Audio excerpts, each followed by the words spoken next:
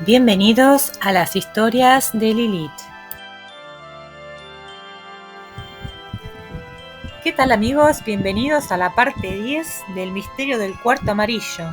Ya estamos más adelantados, tenemos mucha más información acerca de este gran misterio y aún así sentimos o siento que no sabemos nada. Así que vamos a seguir con la historia a ver qué nuevos hechos podemos descubrir.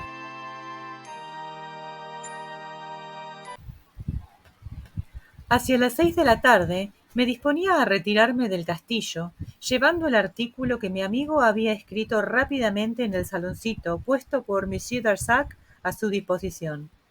El reportero se alojaba en el castillo, usando aquella inexplicable hospitalidad que le ofreciera Monsieur Darzac, en quien Monsieur Stangerson, en aquellos tristes momentos, delegaba la atención de los asuntos domésticos. Sin embargo, quiso acompañarme hasta la estación de Epinay. Al cruzar al parque me dijo: «Frédéric Larsan es realmente muy ingenioso, y por cierto que no ha robado su reputación. Ya sabe usted cómo llegó a descubrir los zapatos usados del abuelo Jacques, cerca del lugar en que advertimos los rastros de los pasos elegantes y la desaparición de las huellas de los zapatones. Un hueco rectangular en la tierra húmeda indicaba que allí había habido, hacía poco, una piedra. Larsan buscó aquella piedra sin hallarla y de inmediato se le ocurrió que el asesino habíase servido de ella para mantener en el fondo del estanque los zapatos, librándose así de ellos. El cálculo de Fred era excelente y el éxito obtenido lo comprueba. Aquello no se me ocurrió, pero es justo decir que mi mente había tomado otro rumbo, porque debido a la gran cantidad de falsos rastros de su paso dejados por el asesino y por la medida de los pasos negros, correspondiente a la medida de los pasos del abuelo, que yo medí, sin que él lo sospechara, en el piso del cuarto amarillo, ya estaba yo seguro de que el asesino había querido hacer recaer las sospechas sobre el viejo servidor. Esto fue lo que me permitió decirle a éste, como ha de recordar, que puesto que en el cuarto fatal habíase encontrado una boina, ésta debía ser igual a la suya, y hacerle la descripción del pañuelo, en todo similar al que había utilizado. Larsan y yo coincidimos hasta allí, pero no lo estamos desde ese punto, y ello va a ser terrible, porque marcha de buena fe a un error que va a ser preciso combatir con nada. Me sorprendió el acento profundamente grave con que mi joven amigo pronunció esas últimas palabras.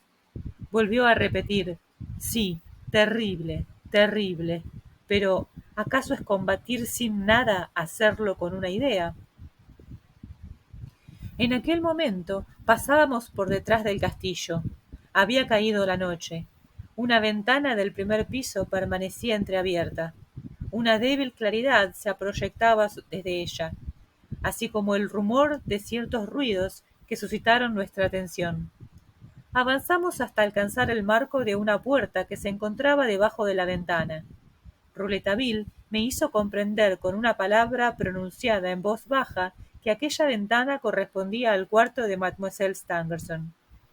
Callaron los ruidos que nos habían alertado. Luego prosiguieron un instante. Eran gemidos ahogados. Solo pudimos captar 3 palabras que llegaron con claridad: «Mi pobre Robert». Rouletabille me puso la mano en el hombro e inclinándose sobre mi oído me dijo: «Si pudiéramos saber qué es lo que se dice en este cuarto, mi investigación habría concluido». Miró en torno suyo. Las sombras del anochecer nos envolvían.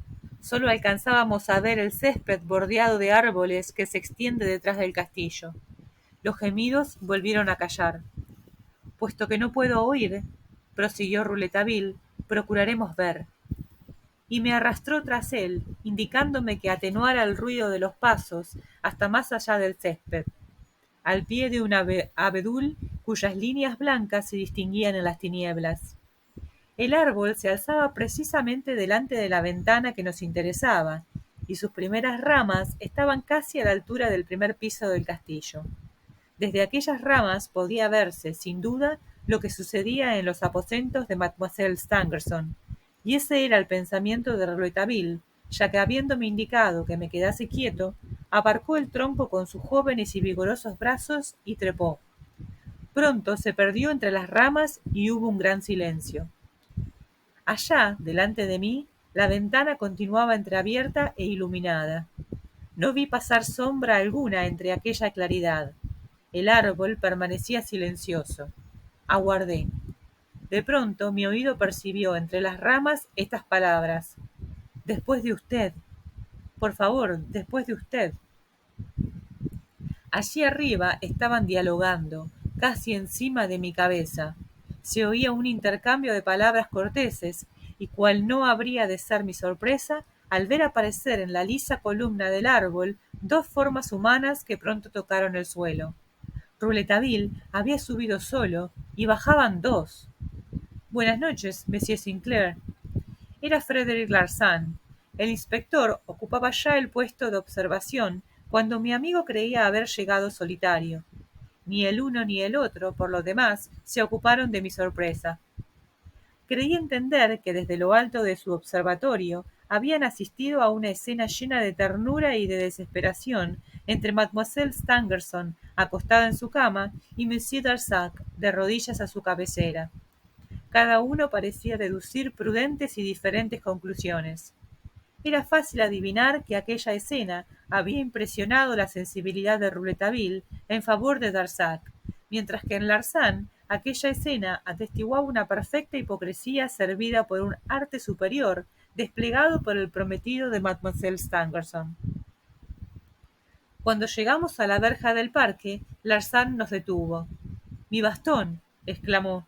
«¿Se olvidó el bastón?», preguntó Rouletabille. «Sí, lo dejé allá, cerca del árbol». Y nos dejó, diciendo que nos alcanzaría enseguida. «¿Observó usted el bastón de Larsan?», me preguntó el reportero cuando quedamos solos. «Es un bastón nuevo, que nunca le vi. Parece que no se separa de él. Diríase que siente miedo de que caiga en manos extrañas». Antes no le vi nunca bastón a Frederick Larsan. ¿Dónde habrá encontrado ese bastón? No es natural que un hombre que no usa bastón de pronto no pueda estar un instante sin él, sobre todo al día siguiente del crimen de Glandier. El día de nuestra llegada al castillo, cuando nos reconoció, guardó su reloj en el bolsillo y recogió su bastón del suelo, gesto que hice mal en no atribuirle. Estábamos ahora fuera del parque. Rouletabille callaba. Sin duda su pensamiento no se había apartado del bastón de Larsan. Tuve la prueba de ello cuando, al descender la altura de Epinay, me dijo: «Frederick Larsan llegó al Glandier antes que yo. Comenzó su investigación antes que yo. Ha de haber tenido tiempo para averiguar cosas que yo no sé. ¿Dónde habrá hallado ese bastón?». Y añadió: «Es probable que su sospecha, antes bien su razonamiento, que conduce directamente a Robert Darzac, esté alimentado por algo palpable, que él palpe y yo no. Si fuera ese bastón, ¿dónde diablos lo habrá encontrado?». En Epinay hubo que aguardar el tren 20 minutos. Entramos en una taberna. Casi enseguida, tras de nosotros, se abrió la puerta y apareció Larsan, blandiendo el famoso bastón. «Lo encontré», nos dijo riendo. Los tres nos sentamos a una mesa. Rouletabille no apartaba los ojos del bastón. Estaba tan absorto que no advirtió un gesto de complicidad que Larsan hizo a un empleado del ferrocarril, un jovencito que adornaba su rostro con una perilla rubia despeinada. El empleado púsose de pie, pagó su consumición, saludó y salió. Yo mismo tampoco habría atribuido importancia a ese gesto, si no hubiese acudido a mi memoria algunos días más tarde, cuando vi la reaparición de la perilla rubia en uno de los momentos más trágicos de este relato. Me enteré entonces que la perilla rubia era un agente de Larsan, encargado por él de vigilar las idas y venidas de los viajeros en la estación de Épinay-sur-Orge, porque el inspector no descuidaba detalle que creyera que le pudiera ser útil. Volví a mirar a Rouletabille. «Ah, Monsieur Fred, ¿desde cuándo usa usted bastón?». «Siempre lo vi pasear con las manos en los bolsillos». Es un regalo que me hicieron, respondió el inspector. No hace mucho tiempo, insistió Rouletabille. No, me lo regalaron en Londres. Claro, vuelve usted de Londres, Monsieur Fred. ¿Me permite que vea el bastón? ¿Cómo no? Fred le pasó el bastón a Rouletabille. Era un grueso bastón de bambú amarillo con el puño encorvado y adornado con un anillo de oro. Rouletabille lo examinó minuciosamente. Y bien, dijo, levantando la cabeza con aire burlón, ¿le han regalado a usted en Londres un bastón de París? Es posible, dijo Fred, siempre imperturbable. Lea usted la marca en letras minúsculas. Cassette 6 bis ópera. Puesto que algunos usan la ropa blanca de Londres, dijo Fred, los ingleses pueden comprar sus bastones en París. Rouletabille devolvió el bastón. Cuando me acompañó a mi compartimento me dijo, ¿recuerda usted la dirección? Sí, Cassette 6 bis ópera. Cuente conmigo, mañana le escribiré.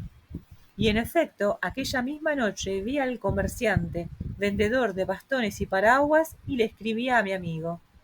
Un hombre que responde exactamente a la descripción de Robert Darzac, la misma talla, ligeramente encorvado, sobre todo gris, barba, galera bombín, vino a comprar un bastón igual al que nos interesa, la noche misma del crimen, a las 8 de la noche. Monsieur Cassette no vendió otro parecido desde hace 2 años. El bastón de Fred es nuevo. Se trata entonces del que tiene entre las manos. No es él quien lo compró, ya que se encontraba en Londres. Coincido con usted. Ha de haberlo hallado en alguna parte cerca de Darzac. Pero si, como usted pretende, el asesino estaba en el cuarto amarillo desde las 5 o las 6, como el atentado no se produjo hasta medianoche, la compra de este bastón proporcionará a Darzac una coartada irrefutable. No.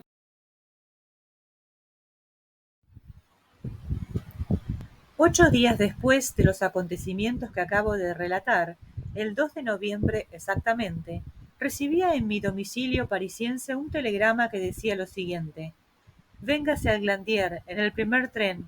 Traiga revólveres. Saludos, Rouletabille.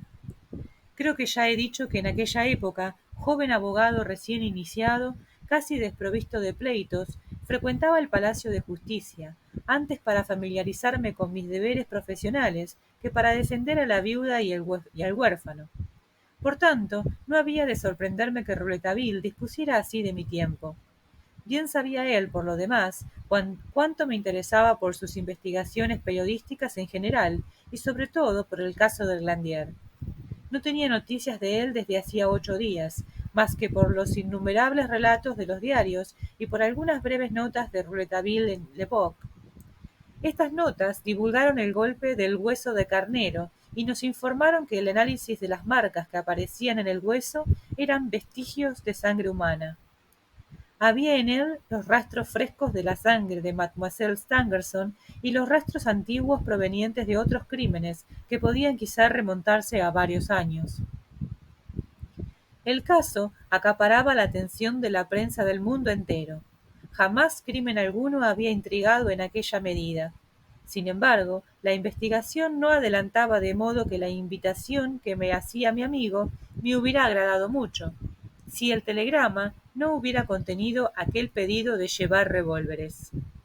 Eso era algo que me intrigaba en gran medida. Si Rouletabille me hacía tal pedido, era porque preveía que pudiera haber ocasión de utilizarlos. Ahora bien, lo confieso sin vergüenza, en modo alguno soy un héroe. Pero ¿qué hacer? Se trataba de un amigo en situación difícil que me llamaba, sin duda en su ayuda. No vacilé, y después de haber comprobado que el único revólver que poseía estaba cargado, me dirigí hacia la estación de Orleans. En el camino, advertí que un revólver es una sola arma y que el pedido estaba formulado en plural. Entré en una armería y compré una pequeña arma excelente que iba a ofrecer a mi amigo. Estaba en- Esperaba encontrar a Rouletabille en la estación de Epinay, pero no acudió. Con todo, me esperaba un cabriolé que muy pronto me trasladó al Glandier.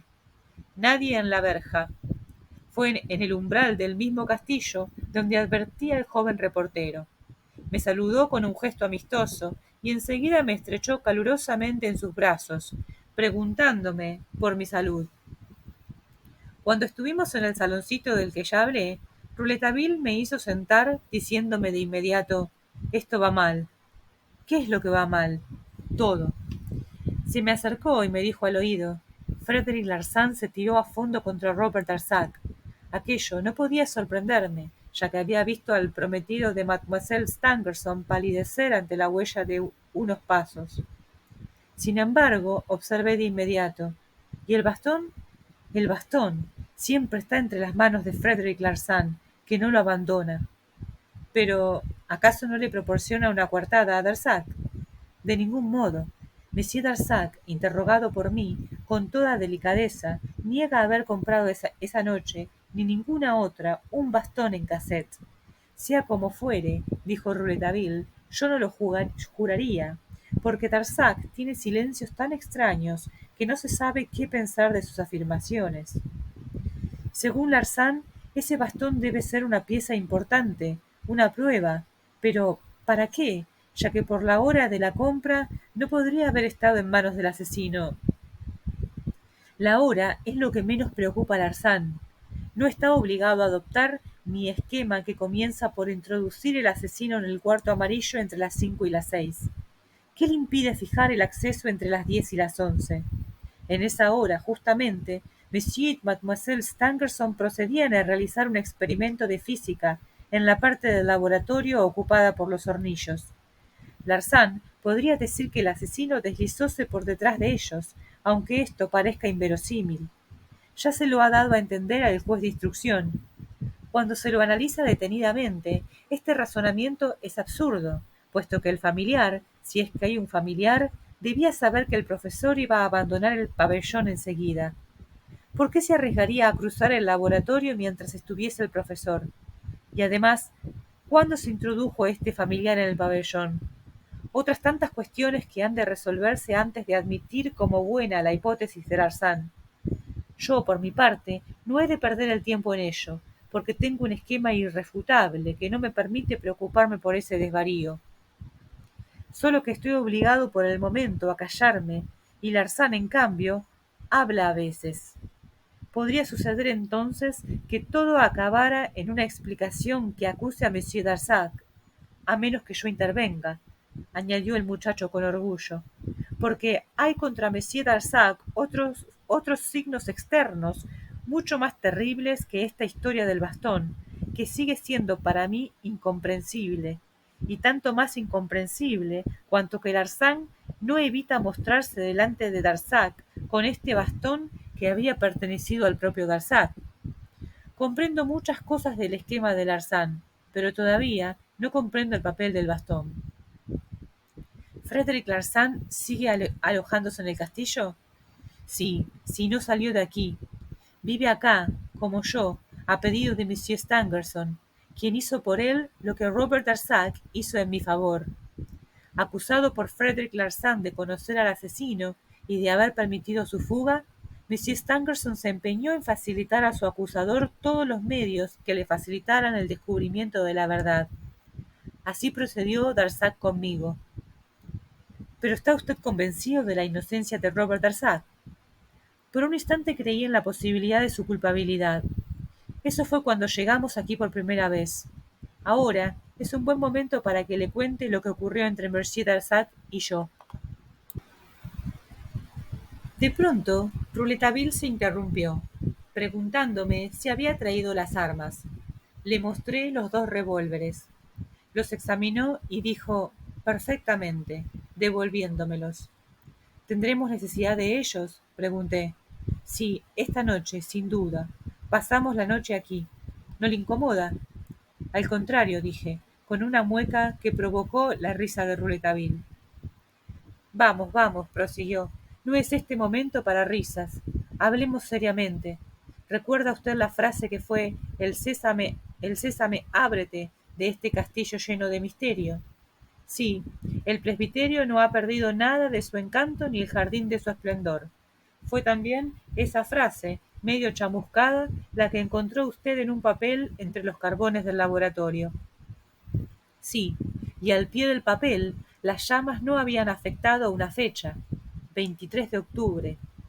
Recuerde esta fecha, que es muy importante». Ahora le voy a explicar qué quiere decir aquella frase enigmática.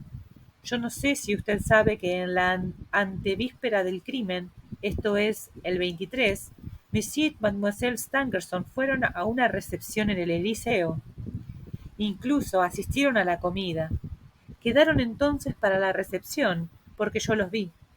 Yo estaba allí por mi trabajo. Debía entrevistar a uno de los científicos norteamericanos de la Academia de Filadelfia, a quienes se agasajaba aquel día. Hasta entonces yo no había visto a Mademoiselle Stangerson, ni al profesor.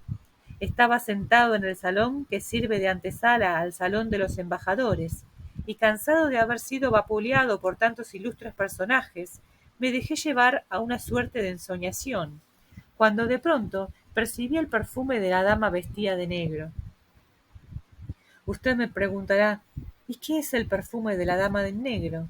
Bástele saber que es el perfume que mucho recordé, porque es el que usaba una dama, siempre vestida de negro, que en mi primera juventud me ofreció testimonios de maternal bondad.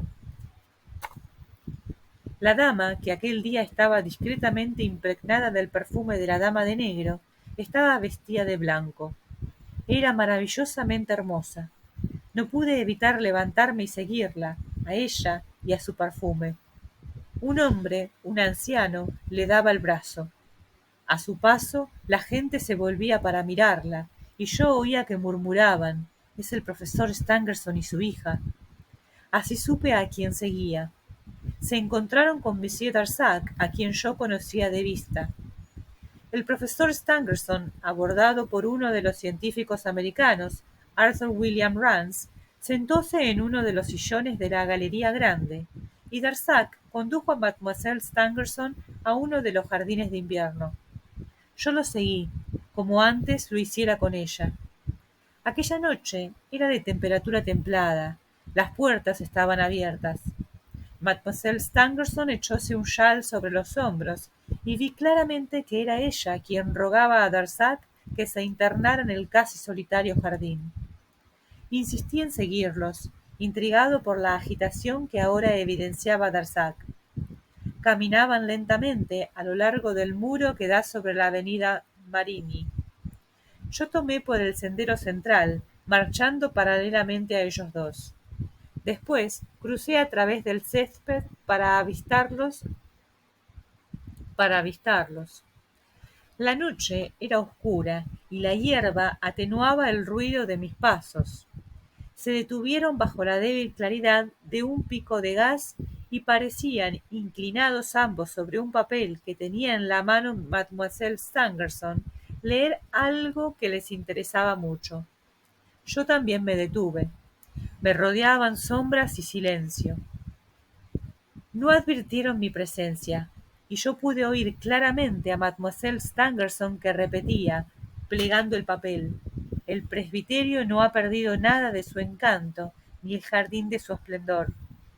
Y aquello, con un tono a la vez burlón y desesperado, seguido de una carcajada tan nerviosa que creo que aquellos sonidos quedarán para siempre en mis oídos. Pero además se pronunció otra frase, esta por Monsieur Darzac, Robert Darzac: «Habré de cometer un crimen para que usted sea mía». Robert Darzac mostrábase extraordinariamente agitado. Tomó la mano de Mademoiselle Stangerson, la llevó a sus labios y me pareció, por el movimiento de sus hombros, que lloraba. Después se alejaron. Cuando llegué a la galería grande, prosiguió Rouletabille, no volví a ver a Robert Darzac, y no volvería a verlo hasta encontrarlo en el Glandier, después del crimen. Pero vi a Mademoiselle Stangerson y a los delegados de Filadelfia. Mademoiselle Stangerson estaba al lado de Arthur Rance, que le hablaba muy animadamente, y los ojos del americano, durante aquella conversación, brillaban de una manera singular. Creo que Mademoiselle Stangerson incluso ni siquiera escuchaba lo que le decía Arthur Rance, y su rostro expresaba una indiferencia perfecta. Arthur William Rance es un hombre sanguíneo, de cara amoratada. Ha de gustarle el gin. Cuando Monsieur y Mademoiselle Stangerson se marcharon, Dirigióse al buffet y no se movió de allí.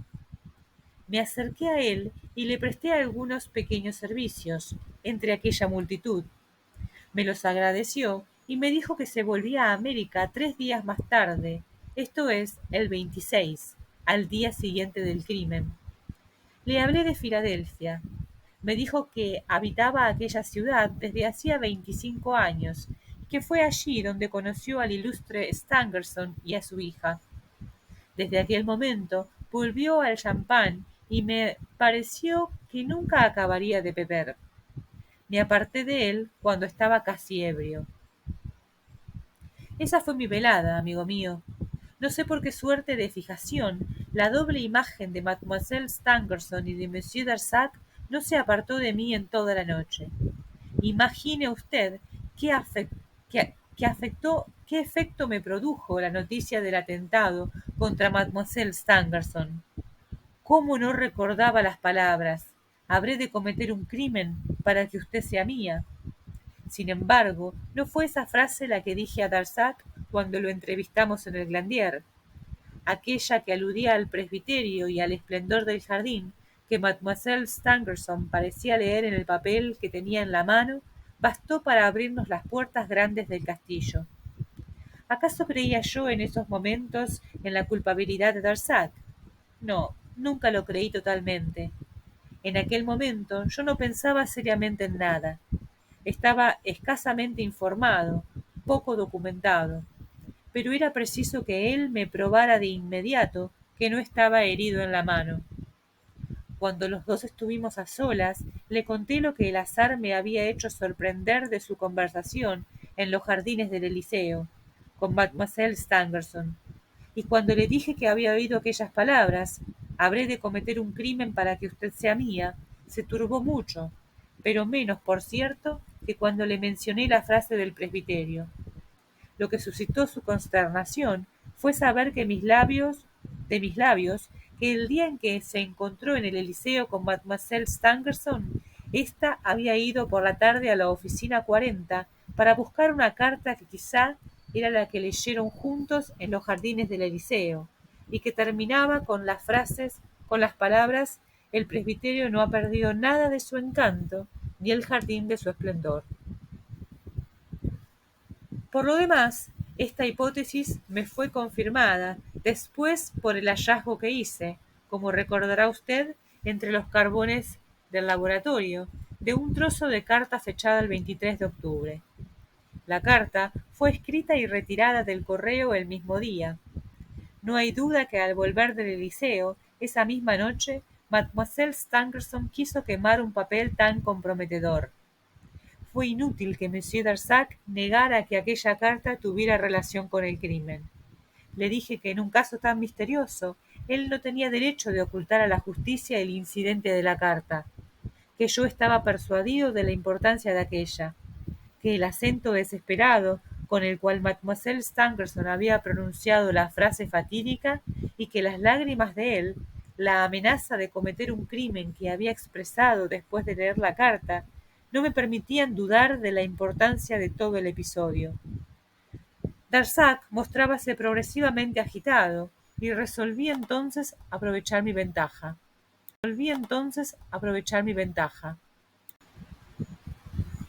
Usted iba a casarse, monsieur, dije con negligencia, sin mirar a mi interlocutor, y de pronto ese casamiento se vuelve imposible por causa del autor de aquella carta, puesto que enseguida de la lectura de la misma habla usted de un crimen para que Mademoiselle Stangerson pueda ser suya. Hay entonces alguien que se interpone entre usted y Mademoiselle Stangerson, alguien que le impide casarse, alguien que la mata antes de verla casada. Y terminé mis palabras con esta frase: ahora, monsieur, usted ha de decirme el nombre del asesino. Yo había de haber dicho, sin sospecharlo, cosas formidables.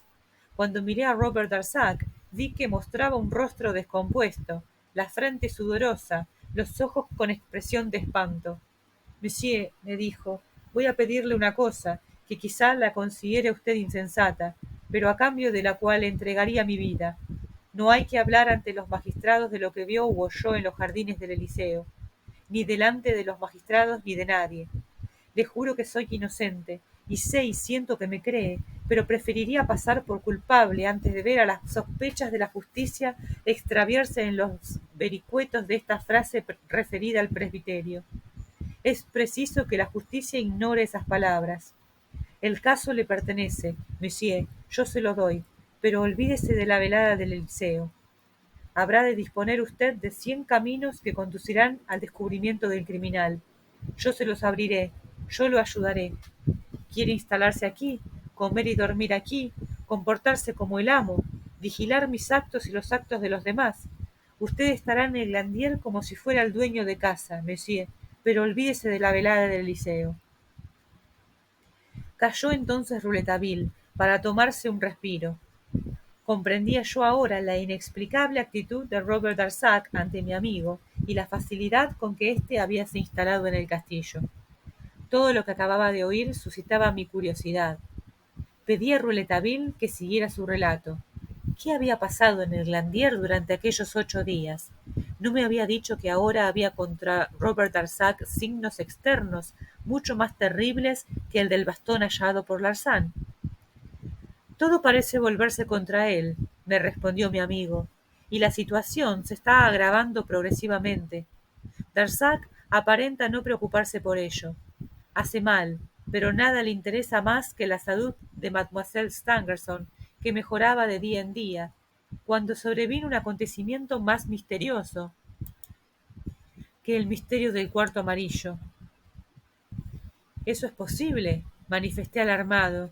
¿Qué suceso pudo ser más misterioso que el misterio del cuarto amarillo?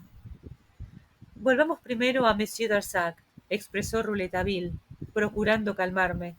Como le decía, todo se vuelve contra él. Los pasos elegantes, observados por Frederick Larsan, parecen ser los pasos del prometido de Mademoiselle Stangerson. La huella de la bicicleta puede ser la huella de su bicicleta. La cosa ha sido comprobada.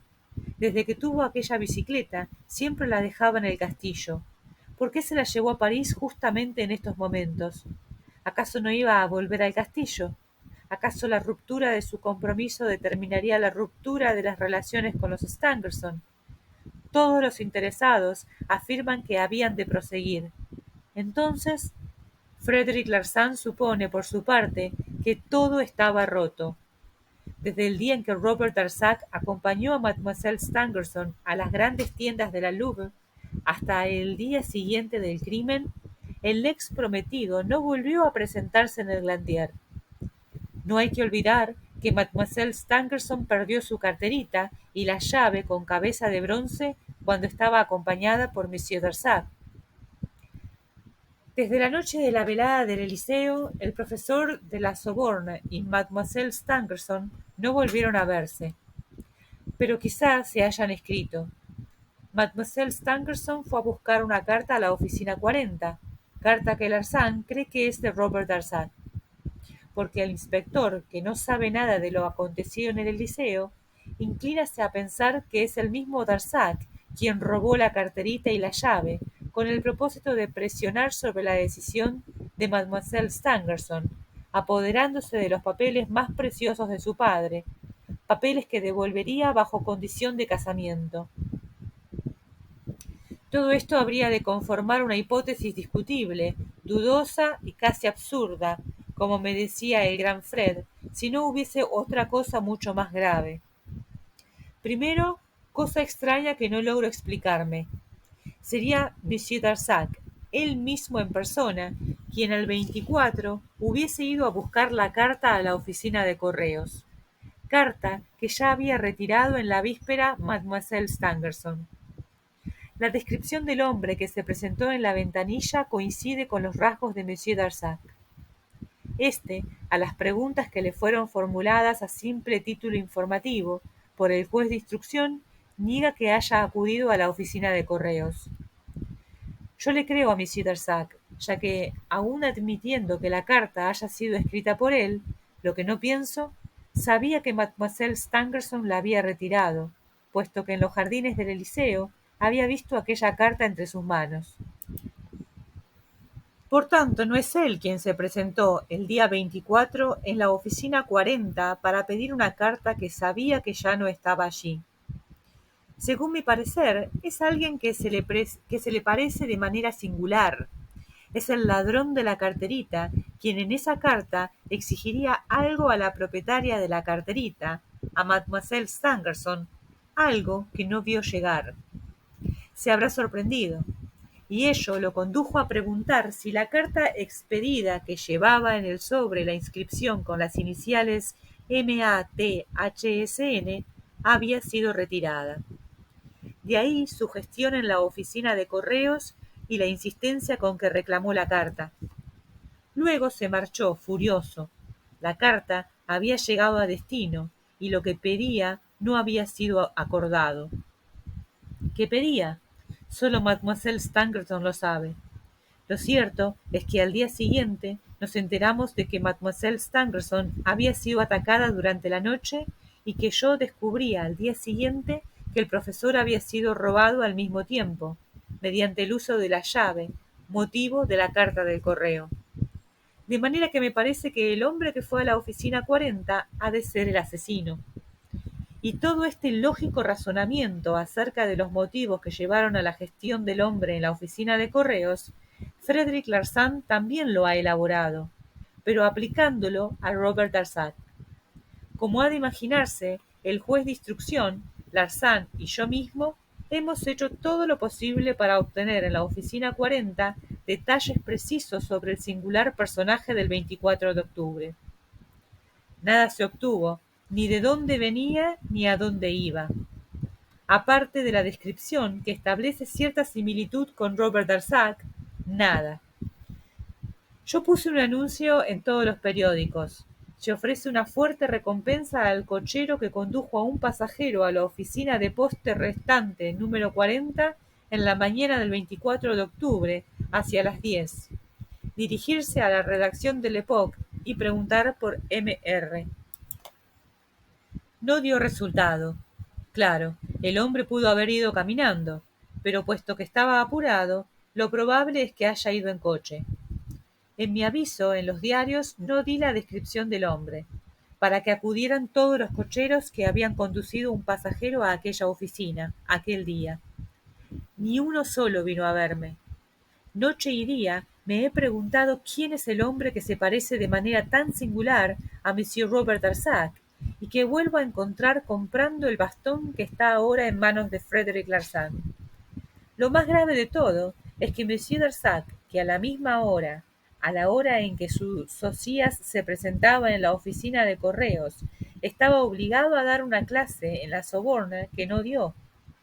Uno de sus amigos la dictó en su reemplazo, y cuando se lo interroga sobre el empleo de su tiempo, responde que fue a pasearse al bosque de Boulogne. ¿Qué piensa usted de ese profesor que se hace reemplazar para pasearse por el bosque de Boulogne?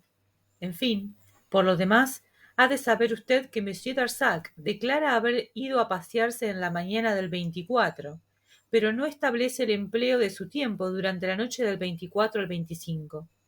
Le respondió a Larsan con extrema tranquilidad que el empleo de su tiempo en París es cosa suya. Al oír tal respuesta, Frederick Larsan aseguró en voz alta que él descubriría, sin ayuda ajena, el empleo de aquel tiempo. Todo ello alimenta las hipótesis del gran Fred, tanto más cuanto que el supuesto de encontrarse Robert Darzac en el cuarto amarillo concurriría a corroborar la explicación del inspector acerca de la huida del mismo cuarto amarillo del asesino. Monsieur Stangerson lo habría dejado escapar para evitar un descomunal escándalo. Esta hipótesis, que yo creo falsa, ha de extraviar a Frederick Larsan, y esto no me disgustaría si no hubiera de por medio un inocente. Oh, quizá Frederick Larsan tiene razón, exclamé, interrumpiendo a Rouletabille. ¿Está usted seguro de que Monsieur Darzac es inocente? Según mi parecer, hay demasiadas coincidencias. Las coincidencias, me respondió mi amigo, son los peores enemigos de la verdad. ¿Y qué piensa ahora el juez de instrucción?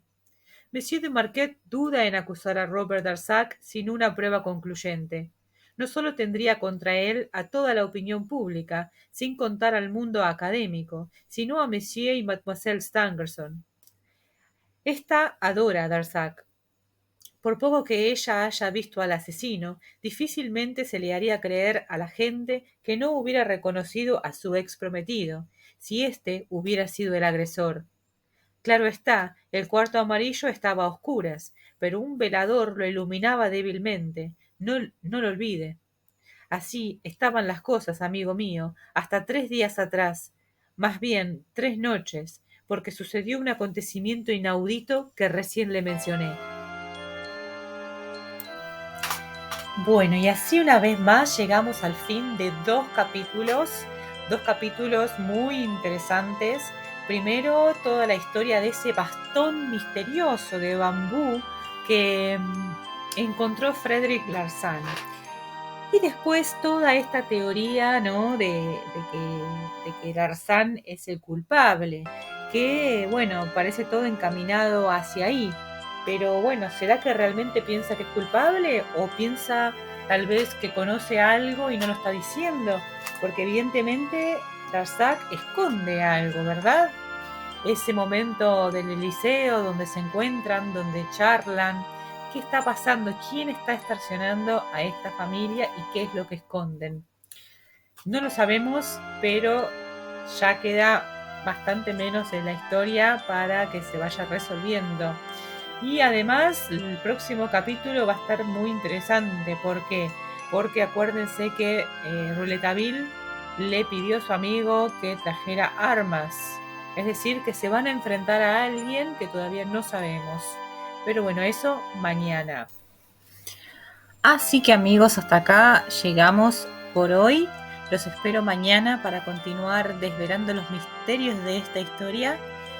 Les agradezco por haber llegado hasta el momento. Y nada más, nos vemos